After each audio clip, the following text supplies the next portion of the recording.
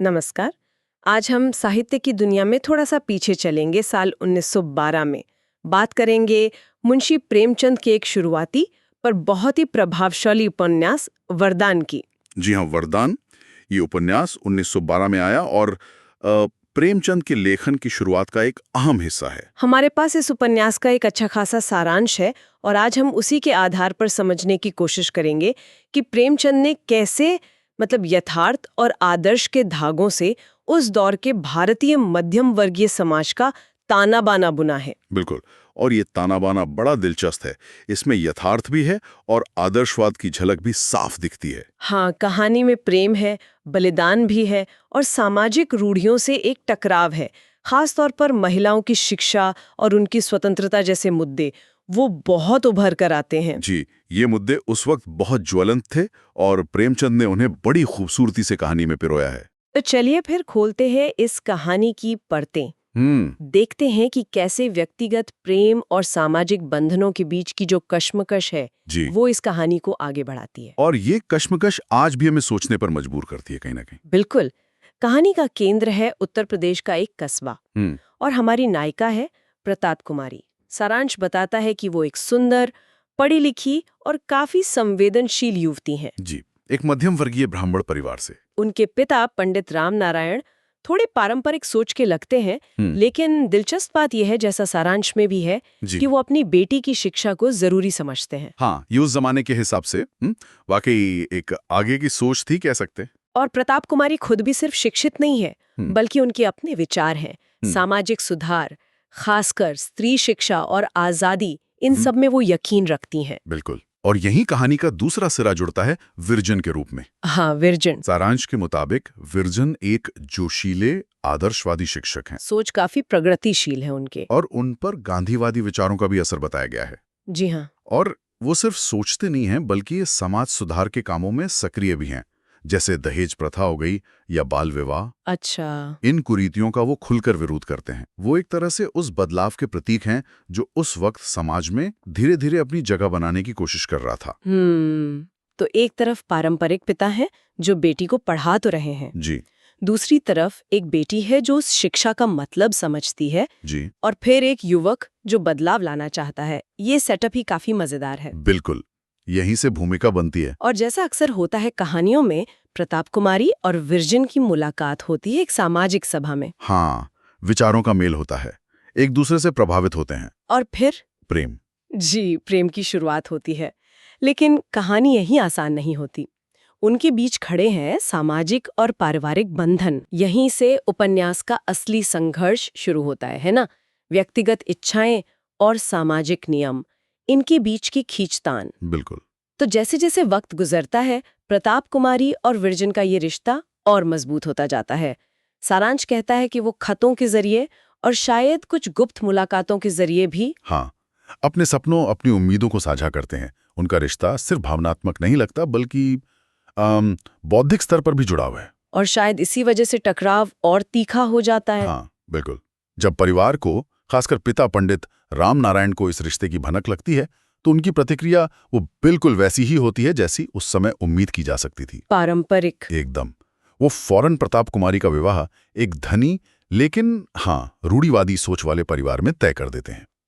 ये उस समय का एक, कह सकते हैं, स्थापित तरीका था ऐसी स्थितियों से निपटने का। मतलब व्यक्तिगत इच्छाओं पर सामाजिक प्रतिष्ठा और परंपरा को तरजीह देना। सही कहा। जाहिर है, प्रताप कुमारी जैसी लड़की के लिए, जो पढ़ी लिखी है, स्वतंत्र विचार रखती है, उसके लिए ये फैसला मंजूर नहीं। बिल्कुल नहीं।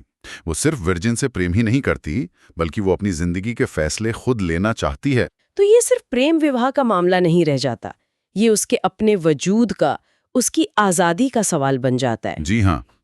क्या उसकी शिक्षा का कोई मोल नहीं? क्या उसकी अपनी कोई आवाज नहीं? ये सवाल उठने लगते हैं उसके मन में, और कहानी में भी। और इसी कश्मकश के बीच कहानी में एक और अहम किरदार की एंट्री होती है, कमला देवी। हाँ, कमला देवी प्रताप कुमारी की सहेली हैं और एक विधवा हैं। उस दौर में विधवाओं का जीवन कितना मुश्किल था, समाज उन्हें किस नजर से देखता था, कमला देवी का चरित्र इसे सामने लाता है। बिल्कुल। वो सामाजिक तिरस्कार झेल रही हैं, लेकिन वो सिर्फ एक बेचारी पात्र नहीं है। नहीं, बिल्कुल नहीं। वो अपनी कहानी प्रताप कुमारी को सुनाती हैं, और ये सिर्फ सहानुभूति जगाने के लिए नहीं है। अच्छा। उनकी कहानी, उनका दर्द प्रताप कुमारी को अंदर तक झकझोर देता है। उसे समाज की इन रूढ़ियों के खिलाफ, इन अन्यायों के खिलाफ लड़ने की एक तरह से हिम्मत देता है। हाँ, यहाँ दोस्ती और महिलाओं के बीच जो एक आपसी सहारा होता है, बिल्कुल, वो पहलू भी नजर आता है। जरूर। और विरजन का किरदार यहाँ और उभरता है। वो सिर्फ एक प्रेमी नहीं है, बल्कि एक समाज सुधारक की अपनी भूमिका को भी वो गंभीरता से निभा रहे हैं। जैसा हमने सारांश में देखा, वो न सिर्फ प्रताप कुमारी को हिम्मत देते हैं, हाँ, बल्कि वो कमला देवी की मदद भी करते हैं और विधवा पुनर्विवाह जैसे मुद्दों पर समाज में जागरूकता फैलाने की कोशिश भी करते हैं। तो उनका आदर्शवाद सिर्फ बातों में नहीं, उनके कामों में भी दिखता है। जी बिल्कुल। लेकिन सवाल ये है कि क्या विरजन का ये आदर्शवाद और प्रताप कुमारी का संकल्प उस कठोर सामाजिक यथार्थ का सामना कर पाते हैं? लगता तो नहीं है, क्योंकि दबाव तो बढ़ता ही जाता है। हाँ, दबाव बढ़ता है। पिता प्रताप कुमारी का विवाह हरिशंकर नाम के उसी धनी रूढ़िवादी व्यक्ति से पक्का कर देते हैं। प्रताप कुमारी का विरोध तेज होता है। लेकिन परिवार और समाज का शिकंजा कसता जाता है। उसे विरजन से अपने प्रेम को भी छुपाना पड़ता है।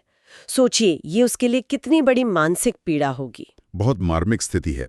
एक तरफ उसका प्यार, आजादी की इच्छा, दूसरी तरफ परिवार का मान, समाज का डर। बिल्कुल। विजन, जैसा कि सारांश बताता है, अपने सुधार कार्यों में लगे रहते हुए भी उसे लगातार हिम्मत बंधाते हैं।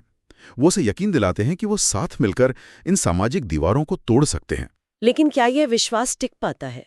क्या यथार्थ की जमीन इतनी आसान थी? यही तो सवाल है। क्या उस समय का समाज इतनी आसानी से बदलने को तैयार था? शायद नहीं। और इसी दौरान कमला देवी की कहानी एक अहम मोड़ लेती है। वो पुनर्विवाह करने का फैसला करती हैं एक सुधारक की मदद से। हाँ, और ये उस जमाने के हिसाब से एक बहुत बड़ा, एक क्रांतिकारी कदम था। बहुत साहसी। लेकिन समाज का क्या रवैया रहता है? समाज उन्हें अपनाने की बजाय, जैसा कि सारांश इशारा करता है, उन्हें गिरी हुई मान लेता है, उनका तिरस्कार करता है। ओह, तो साहस की कीमत चुकानी पड़ती है। बिल्कुल। ये घटना बहुत कुछ कहती है। कमला देवी का साहस दिखाता है कि विद्रोह मुमकिन है, लेकिन आसान नहीं है। समाज का ये रवैया शायद प्रताप कुमारी के डर को और बढ़ाता भी होगा, लेकिन शायद प्रेरणा भी देता हो। हाँ, ये भी हो सकता है। एक अजीब सी प्रेरणा। वो देखती है कि कोई तो है जो लड़ रहा है, जो हार नहीं मान रहा। शायद यही देखकर वो भी अपने परिवार के सामने खुलकर विद्रोह करने का फैसला करती है। अब टकराव एकदम आमने सामने का हो जाता है। जी, एक अकेली लड़की अपने प्यार और अपनी आजादी के लिए पूरे समाज और परिवार के खिलाफ खड़ी है। लेकिन अफसोस, कहानी का अंत, या यूं कहें कि इस मोड़ का अंत, प्रताप कुमारी के पक्ष में नहीं जाता। नहीं। सारांश के अनुसार वो अपने परिवार को मनाने की हर कोशिश करती है, लेकिन नाकाम रहती है। पिता का हठ, समाज का जबरदस्त दबाव, वो आखिरकार उसे तोड़ देता है। उसे झुकना पड़ता है। हाँ, उसे अपनी इच्छाओं, अपने सपनों, अपने प्यार, सबका गला घोटकर हरिशंकर से शादी के लिए मजबूर होना पड़ता है। ये एक तरह से आदर्शवाद की हार है यथार्थ के सामने। और ये हार सिर्फ शादी तक नहीं रुकती है ना? नहीं, बिल्कुल नहीं। अगर हम इसे बड़े परिप्रेक्ष्य में देखें, तो शादी के बाद प्रताप कुमारी की जिंदगी वो उस दौर की अनगिनत पढ़ी लिखी, संवेदनशील औरतों की त्रासदी का आईना बन जाती है। जीवन दुखी और निरर्थक सा हो जाता है। हाँ, उसका पति हरिशंकर उसे सिर्फ एक गृहिणी समझता है, घर की चारदीवारी में कैद एक वस्तु की तरह। उसकी पढ़ाई लिखाई, उसकी भावनाएं, उसकी बौद्धिक जरूरतें, इन सब का कोई मोल नहीं। प्रेमचंद यहाँ बहुत कड़वा सच दिखा रहे हैं कि कैसे समाज महिलाओं की प्रतिभा और उनकी इच्छाओं को कुचल देता था। ये सुनकर ये बहुत दुख होता है। बिल्कुल, यही तो विडंबना है। शिक्षा ने उसे सोचने समझने की ताकत तो दी, पर समाज ने उसे उस सोच पर अमल करने का हक नहीं दिया। और विरजन, उनका क्या होता है? सारांश बताता है कि वो अपने सुधारवादी कामों में लगे रहते हैं। शायद प्रताप कुमारी की हालत देखकर उनका संकल्प और मजबूत हो जाता हो।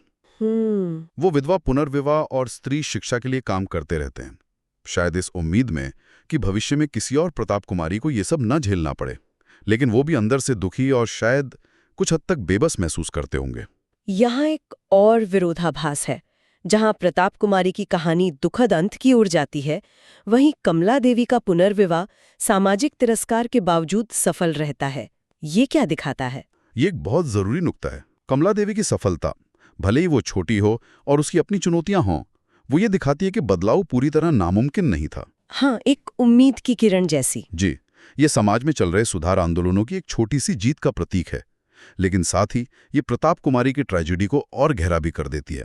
शायद ये दिखाता है कि विद्रोह के लिए सिर्फ इच्छा शक्ति काफी नहीं होती, परिस्थितियां और शायद थोड़ा किस्मत का साथ भी चाहिए होता है। और आजाद ख्यालों वाली लड़की सामाजिक दबावों के आगे टूट जाती है और एक असंतुष्ट, दुखी जीवन जीने को मजबूर हो जाती है। हाँ, उसका वरदान शायद उसकी शिक्षा, उसकी संवेदनशीलता, वो उसके लिए एक तरह का अभिशाप बन जाता है। तो इस पूरी कहानी के सारांश को देखने के बाद अगर हम मुख्य बातों को समेटें तो क्या संदेश निकल कर आते हैं? प्रेमचंद क्या कहना चाह रहे थे? देखिए, कई परतें हैं इसमें। सबसे पहली और सबसे साफ चीज जो उभरती है वो है व्यक्ति की इच्छाओं, चाहे वो प्रेम हो, आजादी हो या आत्मसम्मान, और समाज के कठोर नियमों और ढांचों के बीच का भयानक संघर्ष। हाँ, ये संघर्ष तो कहानी के हर मोड़ पर है। बिल्कुल। और ये संघर्ष 20वीं सदी के शुरुआती भारत के मध्यम वर्ग में बहुत ज्यादा महसूस किया जा रहा था, जहां जाति, परंपरा, तयशुदा शादी, विधवाओं की स्थिति, ये सब बहुत जटिल मुद्दे थे। दूसरी बात है प्रेमचंद का महिलाओं की शिक्षा और उनके अधिकारों पर जोर। प्रताप कुमारी का पढ़ा लिखा होना कहानी का एक अहम हिस्सा है, लेकिन उसकी कहानी ये भी दिखाती है कि सिर्फ शिक्षा काफी नहीं है। जब तक समाज उसे स्वीकार न करे। बिल्कुल, जब तक समाज उस शिक्षा का सम्मान करना और महिलाओं को उनके अधिकार देना नहीं सीखता, जब ये अधिकार नकारे जाते हैं, तो नतीजा प्रताप कुमारी जैसा दुखद होता है। उसकी सारी काबिलियत उसके घुटन भरे वैवाहिक जीवन में बेकार हो जाती है। ये आज भी बहुत सोचने वाली बात है। शिक्षा के साथ साथ सामाजिक सोच बदलना कितना जरूरी है। निश्चित रूप से। तीसरा बिंदु है आदर्शवाद और यथार्थ के बीच का द्वंद्व। हाँ, विरजन का आदर्शवाद, प्रताप कुमारी की शुरुआती उम्मीदें, कमला देवी का साहसी कदम, ये सब आदर्श की उड़ानें हैं। लेकिन प्रताप कुमारी का अंत यथार्थ की कठोर जमीन पर लाकर पटक देता है। ये दिखाता है कि आदर्शों को बनाए रखना कितना मुश्किल है, खासकर जब सामाजिक ताकतें आपके खिलाफ हों। क्या आदर्शवाद हमेशा टिक पाता है? उपन्यास ये सवाल खड़ा करता है। बिल्कुल, और शायद वर्जन के लगातार काम करते रहने में भी एक तरह का आदर्शवाद है जो हार नहीं मान रहा। हाँ, ये भी है। जी, वर्जन का चरित्र दिखाता है कि हार के बावजूद सुधार की कोशिश जारी रहनी चाहिए, और आखिर में ये उपन्यास सिर्फ एक प्रेम कहानी नहीं है। नहीं, उससे कहीं ज्यादा है। हाँ, ये उस समय के मध्यम वर्ग के जीवन, उनके संघर्षों, उनकी दुविधाओं और समाज में पनप रहे सुधार आंदोलनों पर एक गहरी टिप्पणी है। ये दिखाता है कि बदलाव की चाहत तो थी, लोग सवाल उठा रहे थे, लेकिन जड़ें इतनी गहरी थीं कि बदलाव आसान नहीं था। वाकई ये कहानी 100 साल से भी ज्यादा पुरानी है, पर सोचने पे मजबूर करती है। ये जो व्यक्तिगत स्वतंत्रता बनाम सामाजिक अपेक्षाओं का द्वंद्व है, ये तो शायद हर दौर में किसी ना किसी रूप में मौजूद रहा है। एकदम सही कहा। प्रताप कुमारी की कहानी उन अनगिनत आवाजों का प्रतीक है जो शायद कभी सुनी ही नहीं गई। और यही तो इस उपन्यास की ताकत है। यह हमें एक जरूरी सवाल के साथ छोड़ जाता है, जो सिर्फ उस दौर के लिए नहीं बल्कि आज के लिए भी उतना ही प्रासंगिक है। जी, और वो सवाल है कि हम व्यक्तिगत आज़ादी और सामाजिक जिम्मेदारियों या अपेक्षाओं के बीच संतुलन कैसे बना सकते हैं? क्या ऊंचे आदर्श हमेशा कठोर यथार्थ के सामने टिक पाते हैं, या उन्हें हकीकत से समझौता करना ही पड़ता है? इस सवाल का कोई आसान जवाब नहीं है, और शायद प्रेमचंद यही चाहते थे कि हम सोचें, विचार करें। बिल्कुल। मुंशी प्रेमचंद के वरदान के इस विश्लेषण में हमारे साथ रहने के लिए शुक्रिया। ये कहानी निश्चित रूप से बहुत कुछ सोचने और महसूस करने के लिए देती है।